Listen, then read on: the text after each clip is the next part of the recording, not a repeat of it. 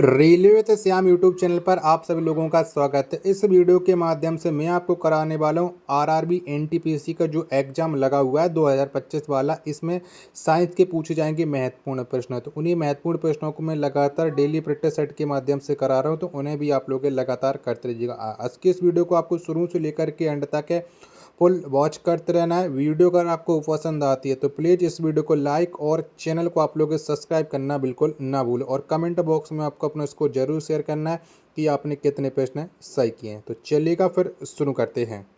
तो पहला प्रश्न आ जाता है आपके सामने कि अमीबा अपना प्रजनन किस विधि से करता है। तो बताओ कौन सी विधि से करता है। पहले प्रश्न का राइट आंसर क्या हो जाएगा। तो अमीबा जो अपना प्रजनन करता है ये द्विविखंडन विधि से करता है। एक का बी ऑप्शन करेक्ट आंसर हो जाएगा। अगला प्रश्न आ जाता है प्रश्न संख्या 2 है कि आधुनिक आवर्त सारणी में कुल कितने उपधातु हैं। तो बताओ कुल कितने उपधातु हैं। तो आधुनिक आवर्त सारणी में जो उपधातुओं की संख्या हो जाती है वो हो जाती है 6। 2 का बी ऑप्शन करेक्ट आंसर हो जाएगा। चलिएगा अगला प्रश्न आ जाता है प्रश्न संख्या 3 है कि उत्प्लावन बल का परिणाम किस पर निर्भर करता है। तो बताओ ये किस पर करता है। 3 का राइट आंसर क्या हो जाएगा।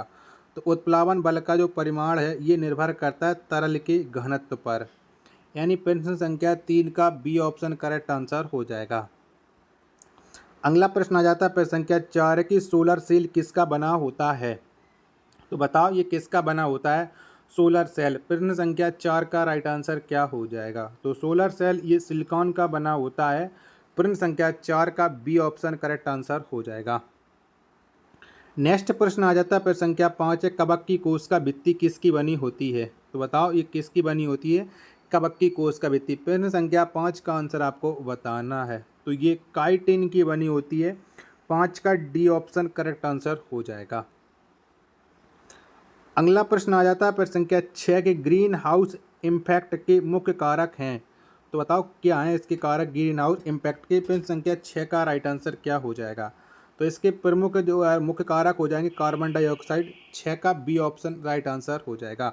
आशा और उम्मीद करता हूँ ये वीडियो आपको जरूर पसंद आ रही होगी, तो प्लीज़ वीडियो को लाइक और चैनल को सब्सक्राइब करना बिल्कुल ना भूलें। 7वें नंबर का प्रश्न आ जाता है कि हड्डियां किस प्रकार की ऊतक हैं। तो बताओ कैसी ऊतक हैं हड्डियां। प्रश्न संख्या 7 का राइट आंसर क्या हो जाएगा। तो ये संयोजी ऊतक होती हैं हड्डियां। 7 का ए ऑप्शन करेक्ट आंसर हो जाएगा। अगला प्रश्न आ जाता है प्रश्न संख्या 8 है कि अभी तक वैज्ञानिकों ने पदार्थ की कितनी अवस्थाओं की खोज की है। तो बताओ कितनी अवस्थाओं की खोज की है। तो ये की है 5 अवस्थाओं की खोज। 8वें प्रश्न का डी ऑप्शन करेक्ट आंसर हो जाएगा। नेक्स्ट प्रश्न आ जाएगा प्रश्न संख्या 9 की उठा हुआ हथौड़ा में कौन सी ऊर्जा निहित है। तो बताओ कौन सी ऊर्जा होती है उठा हुआ हथौड़ा में। 9वें नंबर प्रश्न का राइट आंसर क्या हो जाएगा। तो इसमें होती है स्थितिज ऊर्जा। 9 का सी ऑप्शन करेक्ट आंसर हो जाएगा। चलिएगा अगला प्रश्न आ जाता है प्रश्न संख्या 10 है कि अक्रिय गैस एक्स ई को किस आवर्त में रखा गया है। तो बताओ इसको कौन से आवर्त सारणी में रखा गया है। 10 का राइट आंसर क्या हो जाएगा। तो इसको आवर्त संख्या 5 में रखा गया है आवर्त सारणी में। 10 का बी ऑप्शन करेक्ट आंसर हो जाएगा। 11 नंबर का प्रश्न आ जाता है इथेनॉल के एक अणु में हाइड्रोजन के कितने परमाणु होते हैं। तो बताओ कितने होते हैं। प्रश्न संख्या 11 का राइट आंसर क्या हो जाएगा। तो इथेनॉल के एक अणु में हाइड्रोजनों की जो संख्या होती है वो होती है 6। 11 का बी ऑप्शन राइट आंसर हो जाएगा। 12 नंबर का प्रश्न आ जाता है कि रॉकेट किस सिद्धांत पर कार्य करता है। तो बताओ इनमें से कौन से सिद्धांत पर ये रॉकेट कार्य करता है। 12 का राइट आंसर क्या हो जाएगा। तो संवेग संरक्षण के सिद्धांत पर रॉकेट कार्य करता है। 12 का डी ऑप्शन करेक्ट आंसर हो जाएगा। अगला प्रश्न आ जाता है प्रश्न संख्या 13 कि जब कोई वस्तु एक समान गति से गति कर रही हो तो उसका त्वरण क्या होगा। तो बताओ उसका त्वरण क्या होगा। प्रश्न संख्या 13 का राइट आंसर क्या हो जाएगा। तो उसका जो त्वरण होता है वो हो जाता है शून्य। क्या शून्य हो जाता है। 13 का डी ऑप्शन राइट आंसर हो जाएगा।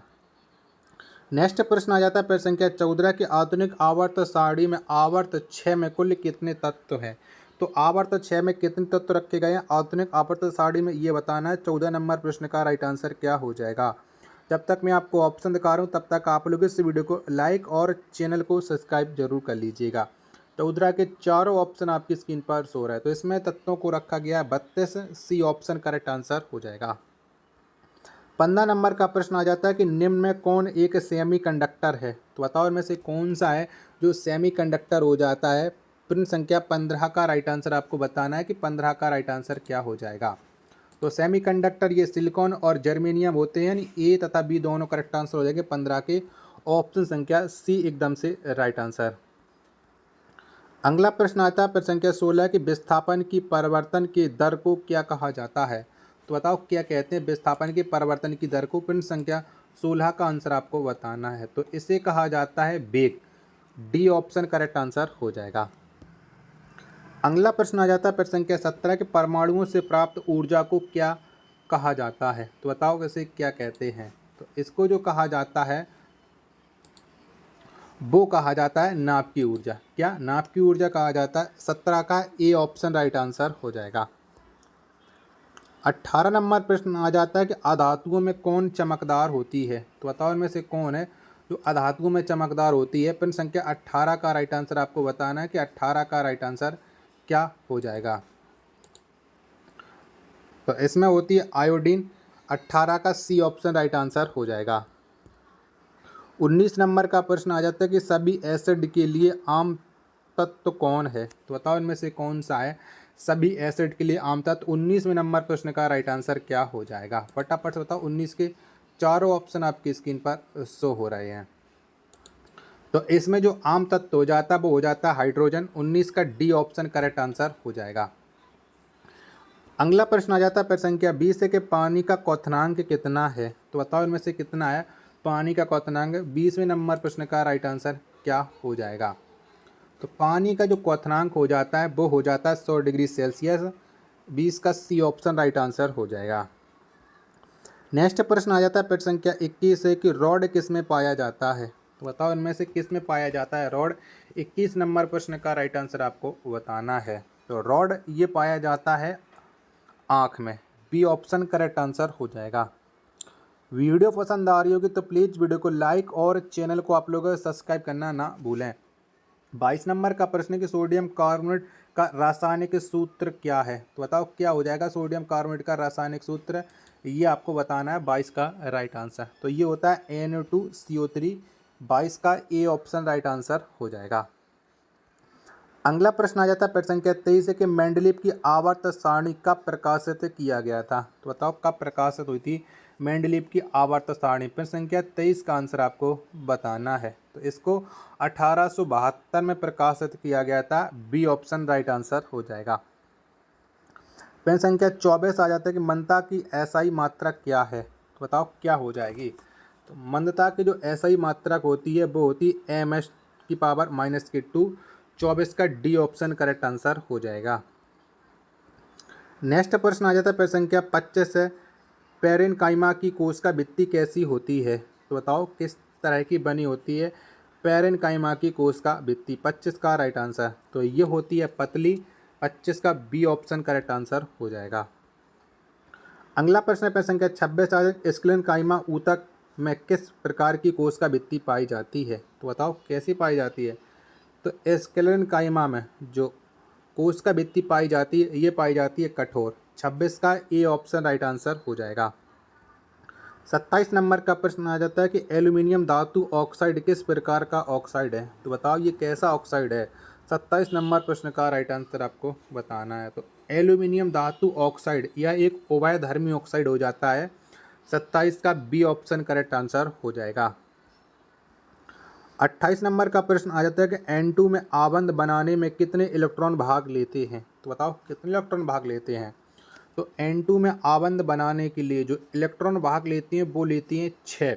28 का बी ऑप्शन करेक्ट आंसर हो जाएगा। आशा और उम्मीद करता हूँ ये वीडियो आपको ज़रूर पसंद आ रही होगी।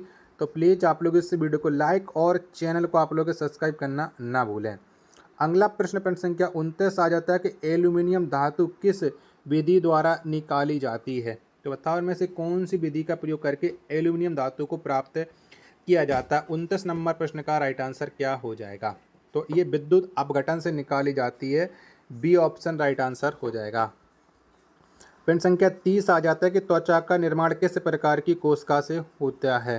तो बताओ कैसी कोशिका से त्वचा का निर्माण होता है। प्रश्न संख्या 30 का राइट आंसर क्या हो जाएगा। तो ये आदिधर्म त्वचा से होता है और आदिधर्म कोशिका से त्वचा का निर्माण। 30 का सी ऑप्शन करेक्ट आंसर हो जाएगा। 31 नंबर का प्रश्न आ जाता है ऑक्सैलिक एसिड का प्राकृतिक स्रोत क्या है। तो बताओ क्या हो जाएगा। 31 नंबर प्रश्न का राइट आंसर क्या हो जाएगा। तो ऑक्सैलिक एसिड का जो प्राकृतिक स्रोत होता है वो होता है टमाटर। 31 का सी ऑप्शन करेक्ट आंसर हो जाएगा। 32 नंबर का प्रश्न आ जाता है एस्केरिस का साधारण नाम क्या है। तो बताओ क्या हो जाएगा। 32 नंबर प्रश्न का राइट आंसर। तो एस्केरिस का जो साधारण नाम होता है वो होता है राउंड वर्म। क्या राउंड वर्म होता है। 32 का सी ऑप्शन करेक्ट आंसर हो जाएगा। नेक्स्ट प्रश्न आता है प्रश्न संख्या 33 है कि डाल्टन का सिद्धांत किस पर आधारित है। तो बताओ किस पर आधारित है डाल्टन का सिद्धांत। 33 नंबर प्रश्न का राइट आंसर आपको बताना है। तो यह रासायनिक संयोजन नियम पर आधारित होता है डाल्टन का सिद्धांत। 33 का ए ऑप्शन करेक्ट आंसर हो जाएगा। अगला प्रश्न प्रश्न संख्या 34 आ जाता है कि एक एकल आवृत्ति द्वारा उत्पन्न ध्वनि को क्या कहा जाता है। तो बताओ क्या कहती हैं। 34 नंबर प्रश्न का राइट आंसर क्या हो जाएगा। तो एक एकल आवृत्ति द्वारा उत्पन्न ध्वनि को कहा जाता है टोन। 34 का सी ऑप्शन करेक्ट आंसर हो जाएगा। 35 नंबर का प्रश्न आ जाता है कि आधुनिक आवर्त सारणी के बाईं ओर स्थित एकमात्र गैर धातु क्या है। तो बताओ क्या है। 35 नंबर प्रश्न का राइट आंसर क्या हो जाएगा। तो आधुनिक आवर्त सारणी के बाईं ओर स्थित एकमात्र जो गैर धातु हो जाती है वो हो जाती है हाइड्रोजन। 35 का ए ऑप्शन करेक्ट आंसर हो जाएगा। 36 नंबर का प्रश्न आ जाता है कि यह किसने साबित किया कि द्रव्य को ऊर्जा में और ऊर्जा को द्रव्य में स्थानांतरित किया जा सकता है। तो बताओ ये किसने बताया है। 36 नंबर प्रश्न का राइट आंसर। तो ये अल्बर्ट आइंस्टीन ने बताया। 36 का सी ऑप्शन करेक्ट आंसर हो जाएगा। 37 नंबर का प्रश्न आ जाता है कि एल्यूमिनियम का इलेक्ट्रॉनिक विन्यास कितना है। तो बताओ कितना है एल्यूमिनियम का इलेक्ट्रॉनिक विन्यास। 37 नंबर प्रश्न का राइट आंसर क्या हो जाएगा। तो इसका जो इलेक्ट्रॉनिक विन्यास होता है एल्यूमिनियम का वो होता है 283। 37 का बी ऑप्शन करेक्ट आंसर हो जाएगा। 38 नंबर का प्रश्न आ जाता है कि बड़े परमाणुओं वाले तत्वों से बने बंध किस प्रकार के होते हैं। तो बताओ ये कैसे होते हैं। तो बड़े परमाणुओं वाले तत्वों से बने बंध ये बहुत कमज़ोर होती हैं। 38 का ए ऑप्शन करेक्ट आंसर हो जाएगा। 39 नंबर का प्रश्न आ जाता है कि पाचन तंत्र में वसा का पाचन कौन करता है। तो बताओ कौन करता है। तो पाचन तंत्र में वसा का जो पाचन करता है वो लाइपेज करता है। 39 का डी ऑप्शन करेक्ट आंसर हो जाएगा। और अंतिम प्रश्न आ जाता है प्रश्न संख्या 40 कि शरीर में ईंधन का कार्य कौन करता है। तो बताओ इनमें से कौन करता है। 40 नंबर प्रश्न का राइट आंसर क्या हो जाएगा। तो शरीर में जो ईंधन का कार्य करता है ये विटामिन करता है। 40 का सी ऑप्शन राइट आंसर हो जाएगा। आशा और उम्मीद करता हूँ ये वीडियो और आज का ये कंटेंट आपको जरूर पसंद आया होगा। तो प्लीज़ आप लोग इस वीडियो को लाइक और चैनल को सब्सक्राइब करना बिल्कुल ना भूलें।